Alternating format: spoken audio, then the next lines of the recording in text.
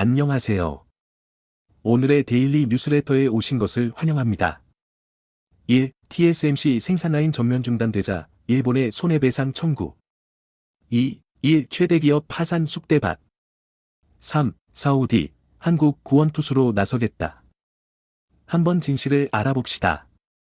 투자의 귀재 워런 버핏 버크셔의 서웨이는 무려 5조 원 규모의 TSMC 주식을 매입했다가 지난해 TSMC 지분의 86%를 매각한다고 발표했습니다. 시장은 깜짝 놀랐습니다. TSMC에 투자한 지 1분기 만에 투자를 대부분 철회한 것인데 가치 투자를 추구하는 워런 버핏 회장의 투자 스타일을 고려할 때 극히 이례적 결정이었기 때문입니다. 워런 버핏 회장은 1980년대에 매입한 코카콜라, 2016년 첫 매입한 애플을 아직까지 있을 정도로 장기 투자를 선호하는 사람인데요. 그런데 TSMC에 대한 투자를 대부분 철회한 이유를 묻자 버핏은 지정학적 긴장 때문이라고 말했습니다. 버핏의 이야기는 지금의 TSMC를 있게 해준 생산라인 대부분은 중국과 대만에 위치해 있는데 두 지역 모두 안정적이지 않다는 겁니다. 실제로 미국 내에서 TSMC에 대한 반도체 의존이 위험하다는 지적은 끊임없이 나오고 있습니다. 이 때문에 미국은 TSMC의 공장을 미국에 유치하기 위해 반도체 지원법을 만들었습니다. 하지만 TSMC는 미국의 반도체 지원법에 적극적으로 반기를 들어왔습니다. 어느 정도 미국의 보조를 맞추면서 시간을 끈 뒤 해결책을 만들어내는 삼성, SK와는 분명 다른 행보였는데요. 그 이유가 얼마 전 공개됐습니다. 최근 미국 반도체 지원법에 따른 생산보조금 영향으로 삼성전자와 SK하이닉스보다 TSMC의 타격이 더 클 것이란 관측이 제기됐습니다. TSMC 입장에서 미국의 반도체 지원법은 도저히 감당할 수 없을 정도로 치명적이라는 이야기인 것이죠. 실제로 대만 시장조사업체 트렌드포스는 미국 반도체 지원법의 영향을 가장 크게 받는 기업이 TSMC가 될 것이라고 지목했는데요. 미국 상무부가 보조금 수혜 기업에게 향후 10년간 우려국 투자 금지를 담은 방어막 조항을 적용하면서 TSMC의 중국 내 생산시설 확장이 불가능해졌기 때문입니다. 삼성전자와 SK하이닉스의 경우 미국이 제한을 둔 한계선인 128단 낸드 플래시 공정에 초점을 맞춰 중국 내 생산시설을 운영하고 있습니다. 쉽게 말해 삼성은 미국으로부터 칩스법 유예기간을 받았지만 TSMC는 받지 못한 것입니다. TSMC는 지난해부터 중국 난징에서 28나노미터 공정설비 확대를 추진하고 있습니다. 하지만 TSMC가 애리조나 공장 건설로 미국 보조금을 받는다면 중국 공장은 10년간 추가 생산 확장과 판매 제한을 적용받게 됩니다. 결국 지금 당장 TSMC는 중국에서 생산이 불가능해진 겁니다. 당장을 상반기 수주한 주문건부터 대만 지역 파운드리로 생산을 이전하고 있는데요. 워런 버핏 버크셔의 서웨이 회장이 TSMC 주식 대부분을 매각한 것도 이런 지정학적 리스크에서 기인했다는 진단입니다. TSMC 입장에서 수율도 좋지 않은데 중국 생산 라인은 중단됐고 대만의 신공장 건립도 쉽지 않은 상황 결국 이 손해를 메꾸기 위해 선거를 코앞에 둔 바이든 대통령에게 비수를 꽂는 결단을 내리게 됩니다. 반도체 파운드리 1위 대만 TSMC가 미국산 반도체의 가격을 최대 30% 인상할 수 있다는 전망이 나온 겁니다. 대만 언론들은 TSMC에서 2024년 하반기 양산에 들어갈 예정인 미국 애리조나 공장, 일본 구마모토 공장의 생산을 두고 고객사와 협상을 시작했고 최대 30%의 가격 인상을 고려하고 있다고 보도했습니다. 결국 TSMC는 목표 마진율 53%를 유지하기 위해 미국과 일본 공장에서 발생한 비용 증가를 고객사에 전가할 가능성이 높아졌습니다.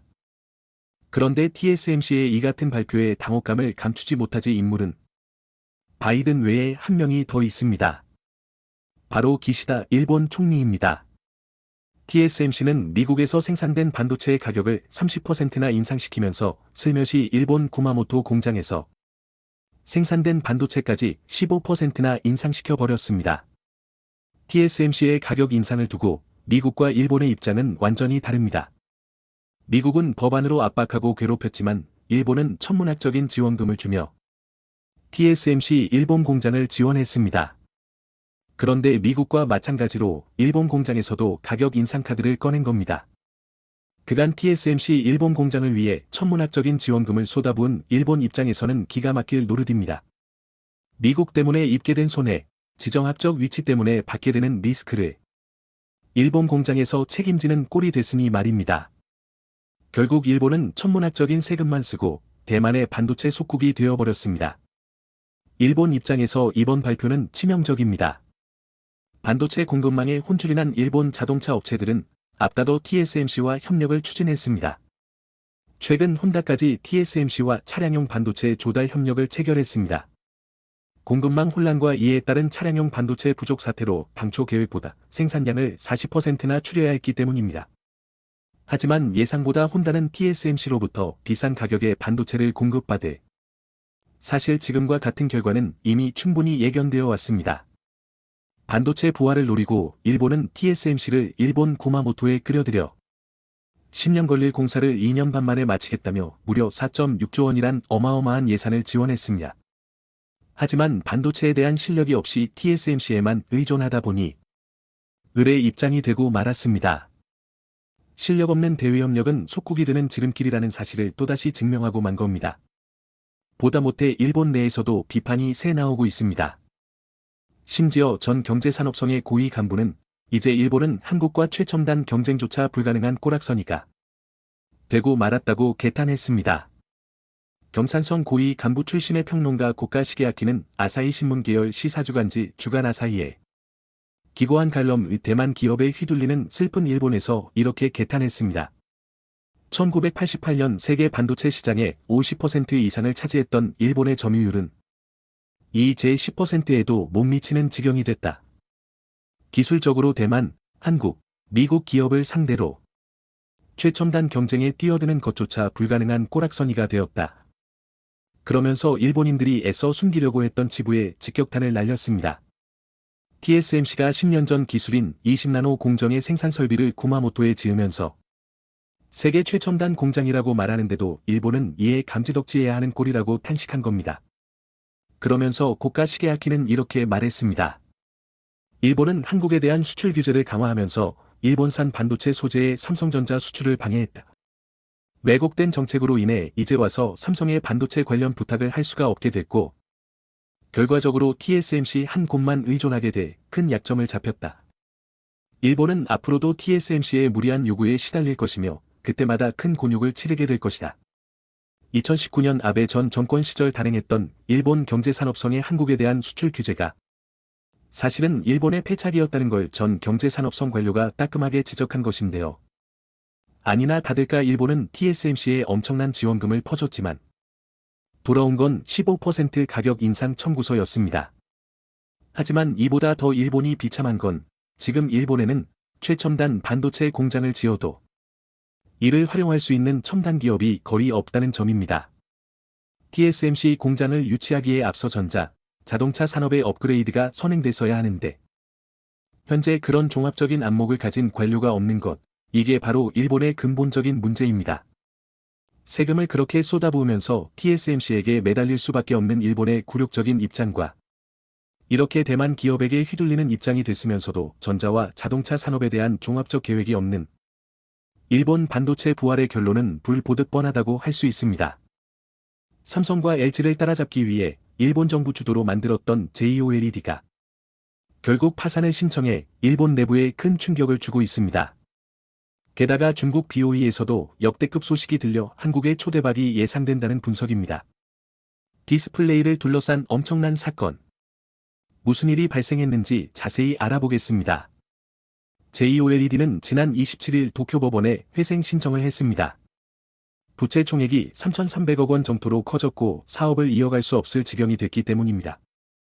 이에 사업장 두 곳을 폐쇄하고 제조 부문 등에서 일하는 280명을 해고했으며 기술과 개발 부문에 대해서는 모회사 재팬디스플레이 JDI가 승계할 예정입니다. 이 부문에는 약 100명 정도가 일하고 있습니다. 일본 디스플레이가 한국에게 완전히 밀린 배경에는 기술력의 한계 때문입니다. 일본 기업들은 1990년대만 해도 패널 시장에서 주도권을 쥐고 있었습니다. 하지만 기술 변화를 따라잡지 못한 채 한국 기업에게 밀려나기 시작했죠. 높은 생산 비용 문제 또한 극복하지 못해 2014년 OLED 사업에서 대부분 철수한 바 있습니다. 하지만 일본 측은 미련을 버리지 않았고 2015년 소니와 파나소닉의 OLED 사업을 통합해 JOLED를 만들었습니다. 이 회사를 바탕으로 다시 한국을 넘겠다는 목표를 세웠던 것입니다. 일본 경제산업성이 주토한 민관 펀드인 산업혁신기구가 75%, 소니, 히타치, 토시바의 중소형 LCD 사업부를 통합해 만들어진 재팬 디스플레이 JDI가 15%를 출자했습니다. 나머지 10%는 소니와 파나소닉이 절반씩 말았던 상황입니다. 민관 펀드는 일본 정부가 3천억엔 95%, 민간기업 26개사가 140억엔의 자금을 댔기에 사실상 국민 세금으로 일본 디스플레이 산업을 살리려 했던 것입니다. 일본 내에선 이런 방식의 기업을 히노마루 일장기연합이라 부르고 있습니다. 수출 규제가 있었던 2019년에는 기존 재팬 디스플레이 JDI 공장을 개조해 잉크젯 프린팅을 기반으로 한 OLED 공장을 완성하기도 했습니다. 일본이 수출 규제를 통해 한국 반도체 산업과 OLED 분야를 집중 타격했던 것도 이와 무관하지 않은 내용입니다. 고순도 불화수소는 OLED 생산 과정에서도 필수적인 소재입니다.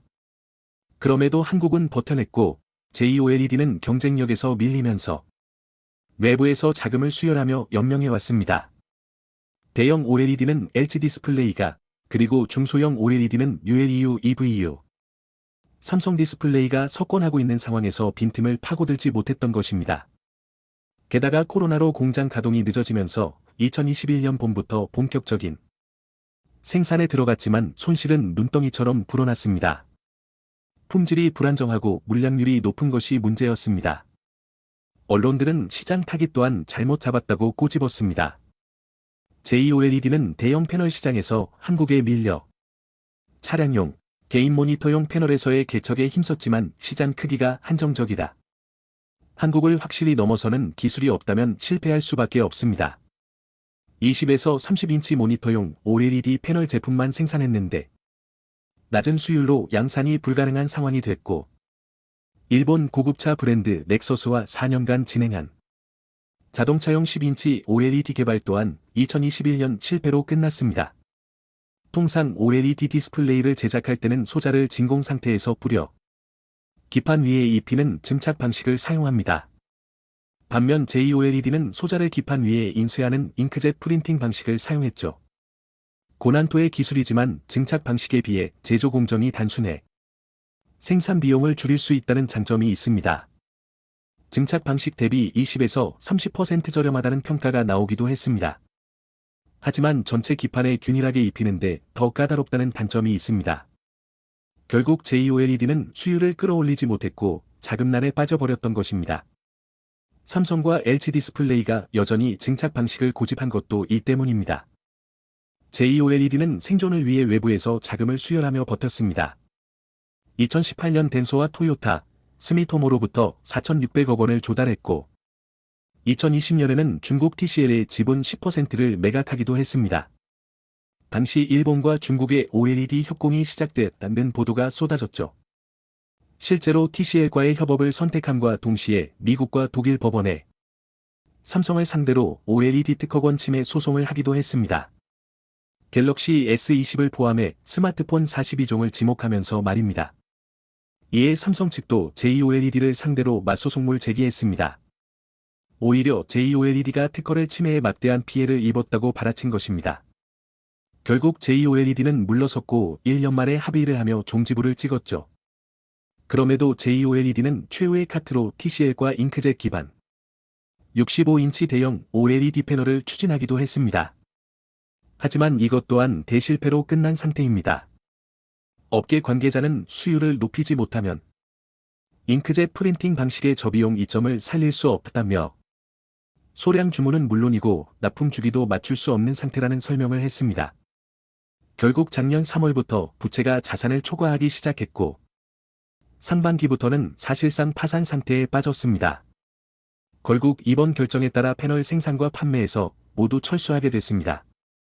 니시무라 경산사는 JOLED 파산에 매우 유감을 나타냈습니다. 사업 재생을 향한 검토가 진행되길 바란다는 언급을 하면서 말입니다. 갑자기 파산을 결정하자 주민들과 직원들은 불안과 당황을 표하고 있습니다. 직원들은 어젯밤 뉴스로 알았다. 미 크게 통유하고 있는 상태입니다. JOLED는 일본 노미시와 지바현의 생산 라인을 가지고 있는데 보조금도 회수당할 위기에 처해 있습니다. 보조금 두 종류를 지급받았지만 기간이 5년 미만이면 전액 반환한다는 조건이 들어있어 반환을 요구받은 상태입니다. 고용 확대 관련 보조금 약 5억엔과 산업촉진 보조금 약 9억엔 등입니다. 일본인들은 한국과 비교하며 분통을 터뜨리고 있습니다. 그 일부 반응을 보면 JDI를 포함해 일본 디스플레이는 이제 안되겠네요. 비용도 비싸고 시대에 뒤떨어진 기술이 되어 한국 기업에게 가격이나 개발에서 이미 지고 있습니다. 대체로 이런 반응입니다. 관계자들도 반성하고 세계에 있다는 트렌드를 언급을 쫓지했습니다. 못한 부분을 재팬 디스플레이가 일부 기술을 흡수하긴 하지만 반전을 일으키긴 어렵다는 분석도 나오고 있습니다.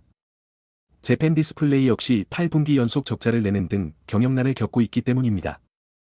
결국 부실 기업을 흡수해 동반 몰락 가능성이 접쳐지고 있습니다. 언론들은 일본 업체가 삼성과 LG 등 한국 기업에게 밀리면서 OLED의 평가를 명맥이 내리고 끊기게 있습니다. 일본 디스플레이 산업이 한국에 역전당하며 경쟁력을 잃은 과정이 반도체 산업의 궤적과도 닮았다는 지적입니다. 히노마루 연합의 대표적인 실패 사례는 1999년 NEC와 히타치의 메모리 사업 부문이 통합돼 만든 엘피다가 있습니다. 출범 당시만 해도 삼성전자보다 기술력에서 앞선다는 평가를 받았지만 반도체 치킨 게임에서 밀려 적자의 허덕이다. 2013년 미국 마이크론에 인수됐죠. 일본 반도체 산업은 현재 10% 수준으로 포그라들어 있습니다. 그런데 이번에도 똑같은 방식으로 연합을 추진해 비판을 받고 있습니다. 일본 정부 주토로 만들어진 라피더스는 최근 50조 원을 투자해 홋카이도 치토세에 공장을 건설하기로 결정을 했습니다. 2025년 상반기까지 이나노 반도체 생산을 위한 설비 라인을 만들고 27년까지 양산을 목표로 하고 있는 상태입니다. 여기에도 토요타, 키옥시아, 소니 등 일본의 대표적 기업 8곳이 뭉쳐 첨단 반도체 국산화를 지원하고 있습니다. 일본 정부 또한 700억엔을 지원하기로 했습니다. 아직 정신을 못 차리고 똑같은 파산 패턴을 밟고 있는 것을 알 수 있습니다. 결국 일본 업체들은 한국을 찾아와 반도체와 디스플레이를 달라고 사정하고 있습니다. 최근 소니 회장이 삼성전자 반도체 사업장을 찾아 협력을 요청하기도 했습니다. 그리고 일본 자동차 업체들은 패널을 받기 위해 LG 디스플레이로 눈길을 돌리는 모습까지 보이고 있습니다. 한국과 이 파전을 치르고 있는 중국 업체들도 나락으로 떨어지고 있습니다. 작년 말까지만 해도 분위기가 좋았지만 기술력의 한계를 드러낸 것입니다. 지난해 중소형 OLED 시장 점유율은 삼성이 56%로 1위, BOE 12%로 2위, LG 디스플레이 11%로 3위를 했습니다. 9인치 이하 중소형 OLED 출하량은 7억 6천만 대로 삼성이 4억 3천만 대 정도를 출하한 상황입니다.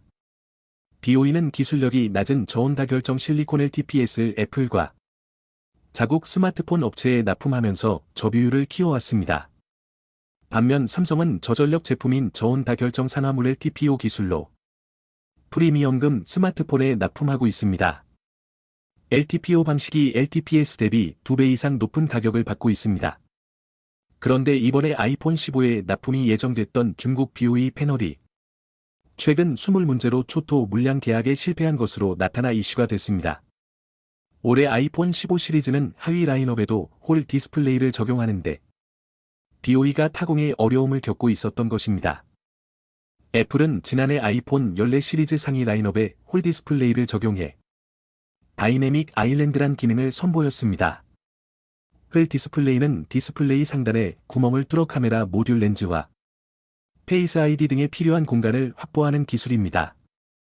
올해는 하위 라인업까지 확대의 사종으로 늘리려 하지만 BOE는 패널에 구멍을 뚫는 공정에서 계속 문제가 생겼고 신제품용이 아니라 수리용으로 나갈 것이란 소문이 돌고 있습니다. 애플은 BOE 초도 물량을 모두 삼성 디스플레이에 넘겨준 것으로 나타났습니다. 이 때문에 당초 계획보다 이른 5월 중순부터 OLED 양산에 돌입할 예정입니다. 게다가 중국 BOE는 내년 출시될 아이패드 패널 공급에서도 제외됐고 삼성과 LG 디스플레이 2파전 구도가 만들어질 예정입니다. 애플이 아이패드에 OLED를 적용하는 건 이번이 처음입니다. BOE는 수울 문제로 어려움을 겪어왔습니다.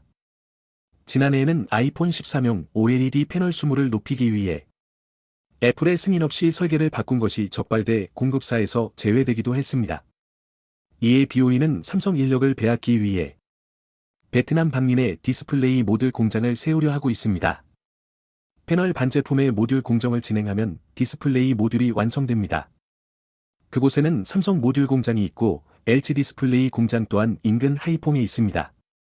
BOE가 인력을 확보하려면 삼성전자에 준하는 대우를 해야 하지만 베트남 내에서는 삼성에서 일하는 것을 크게 자랑스러워하고 있어 인력 유출은 거의 되지 않을 가능성이 높다는 분석입니다. 결국 일본을 무너뜨리고 중국의 추격을 따돌리기 위해서는 기술력을 높여야 합니다. 한국은 더 뛰어난 기술력으로 세계 디스플레이 시장을 이끌길 바랍니다. 최근 미국은 자국 우선주의 정책을 더욱 강화하고 있지만 그 여파로 동맹국들의 경제적 손실이 눈덩이처럼 불어날 수도 있다는 점에서 많은 우려가 나오고 있습니다. 특히 미국은 코로나 상황으로 침체된 경기를 부양하기 위해 막대한 달러를 풀어 초저금리 상황을 만들면서 위기를 넘겼습니다. 하지만 시중에 풀린 막대한 달러는 물가 상승 즉 인플레이션을 발생시켰습니다. 문제는 인플레이션으로 인해 생기는 다양한 사회 구조적인 문제들을 근본적으로 해결하기 위해서 인플레이션 감축법 IRA를 통과시켰다는 점입니다. 결론부터 말하자면 미국 내 제조업을 부흥시켜 일자리와 경제 선순환 구조를 만들어 어떤 경제적 위기라도 극복할 수 있는 국가의 기초 체력을 기르자는 목적인데요. 인플레이션을 억제하기 위한 금리 인상을 단행해 달러화의 가치를 높여 타국으로 인플레를 수출하고 있다는 점입니다. 물론 이런 정책들은 미국 자국에겐 매우 이익이며 얼마 전까지 사상 최저 지지율을 기록하던 바이든 대통령은 이번 정책으로 전환점을 맞이하여 높아진 지지율로 국정 운영에 탄력을 받고 있습니다. 하지만 바이든 행정부와 집권 초기부터 삐걱대던 사우디아라비아에선 바이든 정부의 인플레이션 감축 정책 IRA에 정면으로 반기를 들며 석유 감산을 천명했습니다. 석유 수출국 기구 오펙의 대장국인 사우디가 미국의 정책에 전면적으로 반대를 하게 되면서 IRA의 최대 피해국이 되었던 한국이 가장 큰 혜택을 보게 될 것이란 전망이 나오는데요. 경제 전문가들은 이번 소식에 사우디에서 한국을 위한 구원투수로 나섰다고 보고 있는 상황입니다. 사우디아라비아의 석유 감산 소식이 미국 정치와 국제 정세에 어떤 영향을 주게 되는지 자세히 알아보겠습니다. 미국 현지 자동차 시장에서 전기차 부문 2위를 기록 중인 현대기아를 겨냥한 인플레이션 감축법안 IRA의 부당함은 널리 알려져 있습니다. 미국 현지에서도 동맹국인 한국과의 관계를 고려해 IRA 법안을 수정하자는 움직임이 일어나고 있으며 조지아주의 원옥 상원의원은 현대기아 자동차가 보조금을 지급받을 수 있도록 IRA 개정 법안을 발의했고 거기에 미국 재무부에서도 한국산 전기 차량에 대한 세액 공제 지침 마련을 신설하는 등 한국의 입장을 이해하고 신규 정책에 적극 반영하겠다는 태도를 보이고 있습니다. 미국의 의회와 관계부처에서 한국산 전기 차량 보조금 문제를 해결하려는 가운데 미국의 카밀라 해리스 부통령까지 이런 흐름에 가세했습니다. 해리스 부통령은 지난주에 열린 한국 국무총리와의 회담에서 한국산 전기차 보조금 문제를 확실하게 인지하고 있고 이를 해결하기 위해 다방면에서 노력 중이라며 한국 측과 확대 대화를 실시하겠다는 의사를 표명했습니다. 지난달 IRA 통과 직후 미국이 보이던 냉랭한 태도와는 사뭇 달라진 상황인데요. 이렇게 갑자기 태도 변화를 보인 이유가 있습니다. 오래전부터 중동 지역의 패권을 원하던 사우디는 이란 견제라는 공동의 가치관을 가진 미국과 혈맹에 가까운 좋은 관계를 유지하고 있었습니다. 하지만 빈살만 왕세자가 사우디 실권을 장악한 이후 인권을 중시하는 바이든 행정부가 들어서면서 미국과 사우디의 관계도 어긋나는 상황인데요. 이전 트럼프 행정부 당시 사우디는 누구보다 미국과 손발을 잘 맞추는 모습이었지만 바이든 정권이 들어서면서부터 미국은 사우디에게 미국산 무기에 대한 판매 거부로 시작해 사우디의 전략적 가치를 무시하는 정책을 펴왔습니다. 사우디는 기름은 많이 나지만 제조업과 과학기술이 부족한 국가이기에 국가안보에 필수적인 국방 장비와 시스템을 전부 해외에 의존하고 있습니다. 특히 중동의 1인자 자리를 놓고 경쟁 중인 이란보다 강력한 방산 장비를 갖추기 위해선 사우디에겐 미국산 무기가 필수적인 상황인데요. 그 결과 사우디는 미국이 원하는 저유가 정책에 앞장서며 미국으로부터 많은 이익을 받아왔습니다. 하지만 미국에서 셰일혁명을 통한 막대한 양의 석유가 채굴되기 시작하면서 사우디의 전략적 중요성이 감소했다고 판단한 바이든 정권은 슬슬 사우디를 손절하는 작업에 들어갔습니다. 하지만 코로나 이후 우크라이나 사태가 겹치며 에너지 자원의 부족으로 인한 인플레이션이 가속화되자 미국은 다시 사우디를 찾고 있다는 것인데요. 현재 국제유가는 90달러 수준으로 2년 전 30달러 수준에 비해 3배가량 올랐습니다.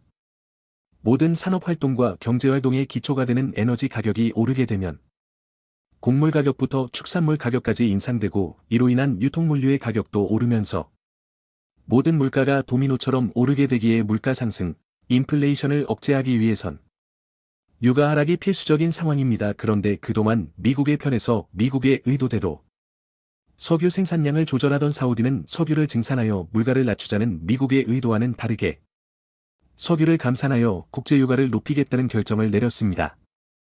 이에 석유 수출국 기구 오펙과 러시아는 사우디의 결정에 환영한다는 입장을 내면서 잠시나마 안정을 찾았던 유가는 다시 상승할 기미를 보이고 있는데요. 이렇게 되면 가장 직격탄을 맞게 될 곳은 미국입니다. 공장을 비롯한 제조업을 가득 끌어온 미국에게 고유가는 매우 치명적이며 현재도 심각한 미국 내 인플레이션 현상을 더욱 높일 수 있다는 전망이 나오고 있는데요. 여기에 바이든 행정부가 야심차게 준비했던 인플레 감축법 IRA마저 완전히 무용지물 된다는 것입니다. 국제유가 상승으로 인플레가 가속화되면 미국 내 제조업이 사면초가 상황에 놓이게 됩니다. 강달러 현상이 지속되면 상대적으로 다른 화폐 가치는 떨어지게 되어 미국이 수입한 해외 제품들 가격은 떨어지고 미국산 제품의 수출 가격은 천정부지로 오르게 되어 가격 경쟁력을 잃게 되는 것입니다. 이에 글로벌 신용평가 기관들은 강달러 장세로 미국 기업들의 해외 수출이 5% 내지 10%가량 감소할 것이라 전망했고 그만큼 외산 제품 수입이 증가할 것이라 내다봤습니다. 이런 현상은 근본적으로 미국 내 제조업과 일자리에 타격을 주면서 해외 기업들의 미국 진출과 투자에도 악영향을 주게 됩니다. 바이든 정권이 자국 내 일자리 창출과 경제 활성화를 위해 해외 기업들의 미국 내 투자를 강조하고 있지만 물가와 환율이 받쳐주지 않는다면 성장 동력을 잃어버린 미국 내 제조업과 경제는 악순환에 빠지고 바이든 행정부는 미국 국민들의 민심을 잃게 됩니다. 상황이 이렇다 보니 앞서 말했던 것처럼 미국 내 일자리 창출과 제조업 발전에 기여하는 현대기아 자동차에게 보조금 지급을 재개하는 법안을 새롭게 발의하고 있는 상황입니다.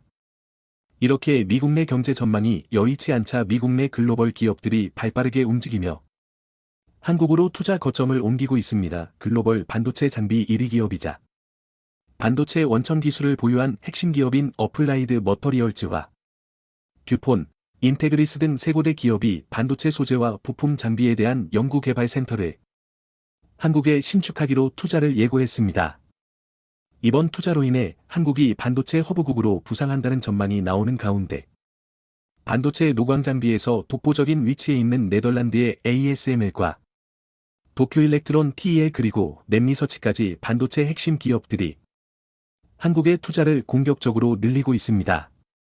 솔리드 에너지 시스템은 차세대 전기차용 리튬 메탈 배터리를 연구 개발하기 위해 한국의 RT 센터를 신축하고 보그워너 그룹은 전기차 구동 모터 연구 개발을 위해 한국의 센터를 신축한다는 입장입니다. 한국이 앞으로 다가올 4차 산업혁명 시대에도 반도체와 전기차 배터리 분야에서 주도권을 쥐게 될 것을 예상한 글로벌 기업들의 투자 금액은 이미 수십억 달러가 넘은 것으로 확인됐는데요. 특히 미국이 자국 내 투자를 확대하는 기업들에게 막대한 보조금과 인센티브를 주겠다고 선언해도 한국에 투자한 수많은 첨단 기업들에게 매력적인 투자 환경을 조성하기 위해 우리나라 산업부 차원에서 투자 인센티브를 강화하고 글로벌 표준에 맞지 않은 규제를 철폐하겠다는 입장을 밝혔습니다. 반면 인플레 감축법을 신설하며 미국을 믿고 투자했던 동맹국들의 기업에게 커다란 뒤통수를 선사했던 미국은 반도체와 배터리 핵심 기업들의 투자를 한국에 넘겨주게 된 상황이며 미국에 투자한 제조업체들의 신뢰마저 한순간에 잃어버리게 된 상황입니다. 미국의 이번 정책은 시작부터 많은 우려를 낳았지만 결과도 그리 좋지 못할 것으로 보이며 석유 감산을 주도해 물가 상승과 인플레이션 악화를 노리는 사우디를 향해 경고의 메시지를 내놓고 있습니다. 사우디의 빈살만 왕세자는 이번 유가 상승을 주도해 미국 내 바이든 대통령의 지지율을 떨어뜨리고 중간 선거에서 좋은 결과를 내지 못하게 만들어 결과적으로 트럼프 행정부의 재집권을 유도하고 있습니다. 이렇게 볼 수 있는 근거로 올해 4월 사우디 왕세자가 이끄는 국부펀드가 트럼프 대통령의 사위인 제러드 쿠시너의 투자회사에 무려 2조 원이 넘는 거액을 투자했다는 소식이 알려졌다는 것입니다. 그런데 트럼프 사위의 회사가 제대로 된 기업이었으면 납득이라도 가지만 별다른 운용 실적이 없는 투자회사로 알려져 전 세계의 많은 사람들은 빈살만 왕세자는 바이든과 돌이킬 수 없는 강을 건넜다라고 표현하고 있습니다. 미국과 사우디가 충돌한다면 국제유가가 불안정해지는 등 마이너스적인 효과가 있지만 그럼에도 한국에겐 긍정적인 요인도 존재합니다. 중동 패권을 장악하고자 하는 사우디에게 미국산 무기를 판매하지 않으면서 사우디는 자국을 지킬 방산 장비를 한국산으로 채우고 있는 상황이기 때문입니다. 사우디와 적대 관계에 있는 이란이 대륙간 탄도미사일과 핵개발을 천명하자 사우디 측에서는 이를 방어할 요격무기 구매를 원했습니다. 트럼프 행정부 당시에 사우디에선 미국의 사드, 고고도 미사일 방어 시스템을 44대나 배치하면서 16조 원을 투입했지만 바이든 행정부가 들어서면서 마찰이 생기자 지난해 9월 미국은 사우디에 배치된 사드를 전면 철수하며 사우디의 대공 방어체계에 구멍이 생겼습니다. 이에 다급해진 사우디는 한국의 패트리어트라고 불리는 천공 대공 미사일을 1조 원 어치 넘게 구매한 것으로 알려져 국방부 제공. 한국이 반사이익을 보고 있는 상황입니다. 이번 소식에 시청자 여러분들은 어떻게 생각하시나요? 영상이 도움이 되셨다면 구독과 좋아요 부탁드리며 오늘도 감사합니다. 최고로 멋진 하루 보내시길 바랄게요.